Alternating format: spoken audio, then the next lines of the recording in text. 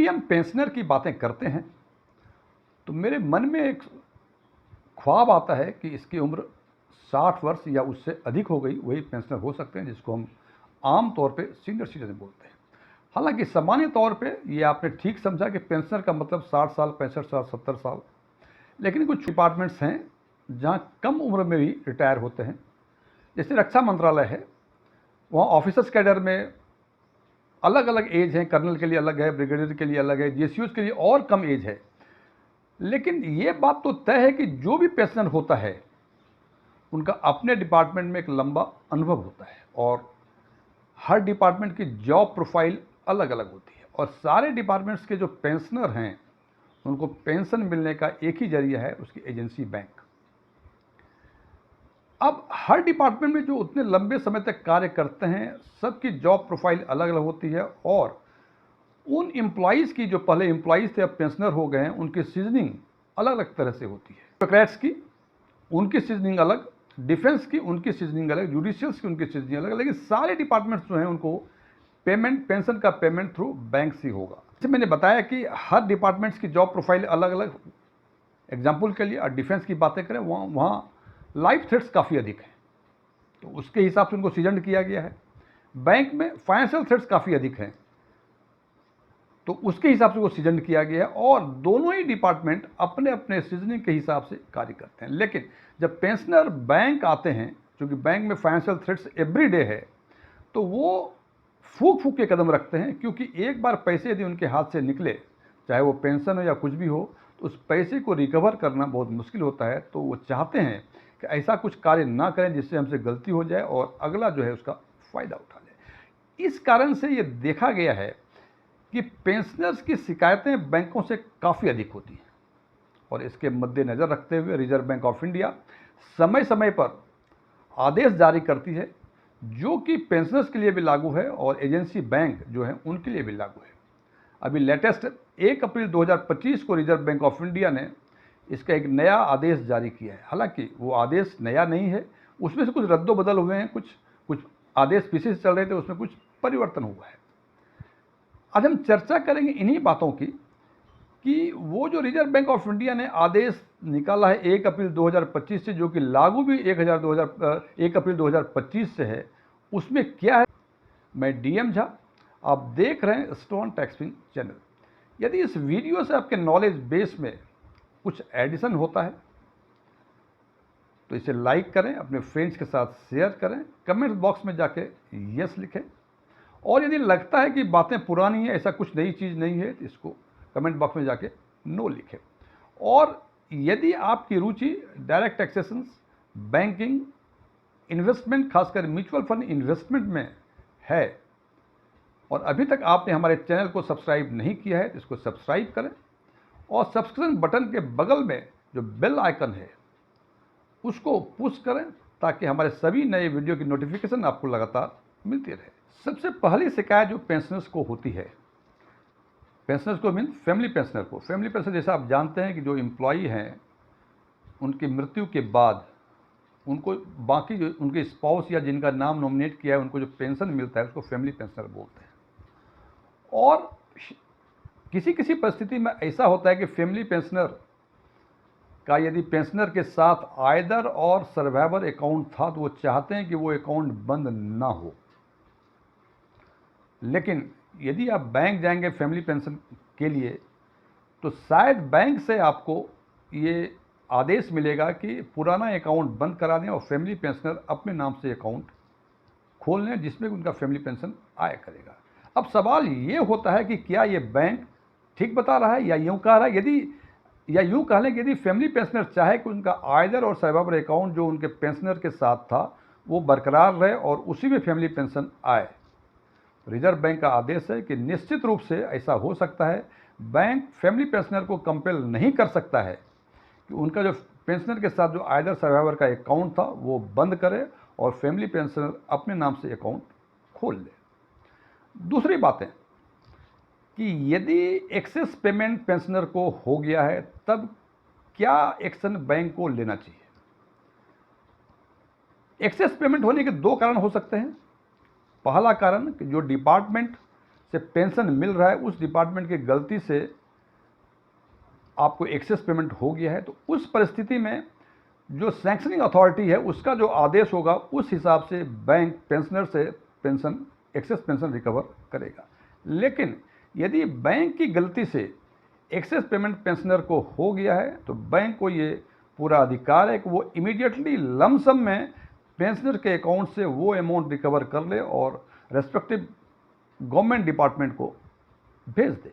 एक और मुख्य शिकायतें आती हैं कि आमतौर पे नवंबर में, मैं आमतौर बातें कर रहा हूँ, अभी कुछ चेंज हो गया है, आमतौर पे नवंबर में हम लाइफ सर्टिफिकेट देते हैं, जीवन प्रमाण पत्र देते हैं और उसके हिसाब से ही दिसंबर ऑनवर्ड आपको पेंशन मिलता है। यदि आप नहीं देते हैं तो पेंशन शायद बंद हो जाती है और जब तक आप लाइफ सर्टिफिकेट नहीं देंगे वो रिस्टोर नहीं होगी। समस्याएं ये आती हैं कि पेंशनर लाइफ सर्टिफिकेट बैंक में जमा करता है, उसके बाद भी उनका पेंशन दिसंबर जनवरी में बंद हो जाता है ये कह के कि आपने लाइफ सर्टिफिकेट जमा नहीं किया।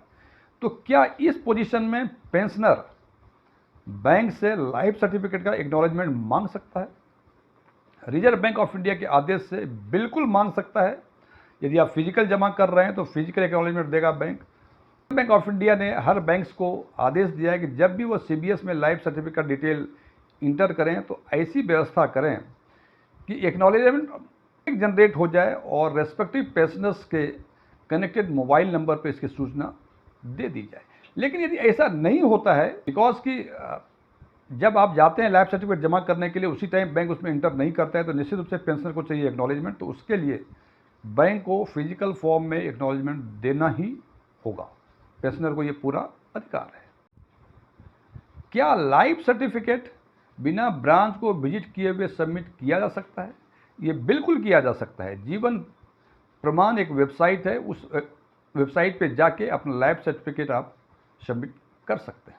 लेकिन यदि आपकी उम्र 70 साल से अधिक है या डिफरेंटली एबल्ड पर्सन है, कुछ अपंगता है या कुछ विजुअली इम्पेयर्ड है या कुछ ऐसी ही गंभीर बीमारी है आपको या गंभीर अवस्था में पेंशनर है, तो बैंक पेंशनर के रेसिडेंस पे जाके लाइफ सर्टिफिकेट खुद ले सकता है। अब एक आम समस्याएं होती हैं पैसे निकालने के लिए दो चीज़ जरूरी होता है, अंगूठा या दस्तखत करना और ब्रांच को विजिट करना यदि विड्रॉल फॉर्म से करते हैं तो। अदरवाइज चेक में तो आपको सिग्नेचर करना पड़ेगा, आप किसी को चेक दे सकते हैं, लेकिन एलटीआई या आरटीआई लगाते हैं और विड्रॉल से निकालते हैं तो आपको ब्रांच विजिट करना पड़ेगा। इसमें दो सिचुएशन आ सकती है, दो परिस्थितियाँ हो सकती हैं।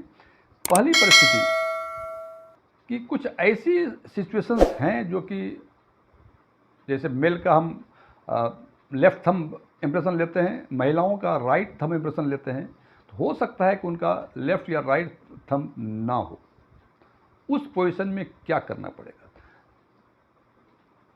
तो यदि आप ब्रांच विजिट कर सकते हैं लेकिन आपका लेफ्ट हैंड का या राइट हैंड का थंब नहीं है तो टो का इम्प्रेशन लेंगे, और जब टो का इम्प्रेशन लेंगे तो वो वेरीफाइड सर्टिफाइड होगा दो इंडिपेंडेंट विटनेस के सामने, और उसमें से एक विटनेस जो होगा वो बैंक ऑफिशियल्स होंगे, और ये विटनेस प्रिफरेबली उसी बैंक का होना चाहिए और बेहतर ये होगा कि उसी ब्रांच का होना चाहिए जिस ब्रांच से आपको पेंशन मिलता है।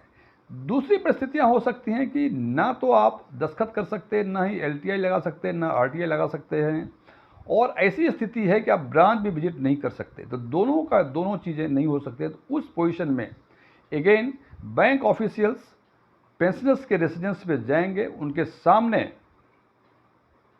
कोई स्पेशल बॉडी का स्पेशल मार्क जो है उस विड्रॉल फॉर्म पे लिखेंगे।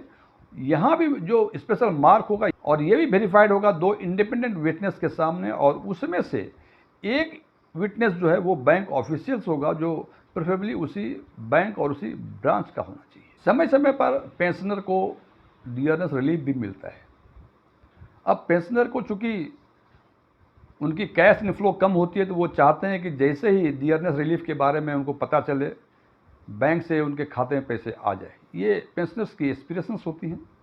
तो अब ये भी एक शिकायतें आती हैं कि 2 महीने हो गए डियरनेस रिलीफ आए हुए, बैंक डियरनेस रिलीफ का पेमेंट नहीं कर रहा है। इसके लिए बैंक को आदेश दिया गया है कि कंसर्न डिपार्टमेंट जब डियरनेस रिलीफ बढ़ता है तो कंसर्न डिपार्टमेंट इंटीमेट करे बैंक को either through post, fax, email या जो भी फास्टेस्ट वे ऑफ कम्युनिकेशन है, एक तरीका ये है, या नहीं तो रेस्पेक्टिव डिपार्टमेंट के वेबसाइट पे जाके डियरनेस रिलीफ देखें कि क्या बढ़ा क्या नहीं बढ़ा, उसके बेसिस पे वो पे कर सकते हैं। लेकिन आज के युग में यदि बैंक ये सोचता है कि जब तक हार्ड कॉपी डाक से नहीं आएगी हमारे पास तब तक डियरनेस रिलीफ हम पे नहीं करेंगे, ये बिल्कुल गलत है। एक और इम्पॉर्टेंट क्वेश्चन जो पेंशनर्स के मन में होती हैं कि आखिर पेंशन उनको हर महीने का कब मिलना चाहिए। तो प्रोविजंस के हिसाब से last day of the month, जैसे अप्रैल महीने का, मई महीने का पेंशन है तो 31 मई तक मिल जाना चाहिए, लेकिन और मार्च महीने का पेंशन 1 अप्रैल लेने की व्यवस्था है। हालांकि एजेंसी बैंक के पास इसका वर्कलोड काफ़ी अधिक हो जाता है तो वो अपने इंटरनल लेवल पे ये अरेंजमेंट करते हैं, लेकिन किसी भी स्थिति में last day of the month के बाद पे नहीं करेंगे, last day of the month तक पे कर ही देंगे।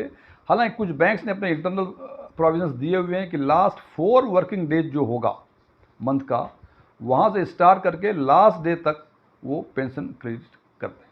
अब सबसे इम्पॉर्टेंट सवाल, ये सारे कायदे कानून हैं, इन सारे कायदे कानून के बाद भी bank last day of the month तक उस पर्टिकुलर मंथ का पेंशन पे नहीं कर पाता है, तब क्या होगा। रिजर्व बैंक का सख्त आदेश है इस बाबत कि उस स्थिति में 8% ब्याज की दर फॉर डिलेड पीरियड पेंशनर के बिना रिक्वेस्ट किए हुए पेंशन के साथ वो डिलेड इंटरेस्ट है वो उनको क्रेडिट करना होगा। फ्रेंड्स, मैं समझता हूँ खासकर वो फ्रेंड्स हमारे जो सीनियर सिटीजन हैं, पेंशनर्स हैं, शायद इस फ्रिक्वेंटली आस्क्ड क्वेश्चंस के माध्यम से बहुत सारे डाउट्स जो उनके मन में होंगे वो शायद निकल गए होंगे। लेकिन इसके बावजूद ही आपको लगता है कुछ ऐसे सवाल हैं, कुछ ऐसी समस्याएं हैं जिसका जिक्र हमने इस वीडियो में नहीं किया है, तो आप निश्चित रूप से हमारे कमेंट बॉक्स में जाके हमसे पूछें और हम कोशिश करेंगे कि जल्द से जल्द आपके प्रश्नों का जवाब मैं दे सकूं। Thank you.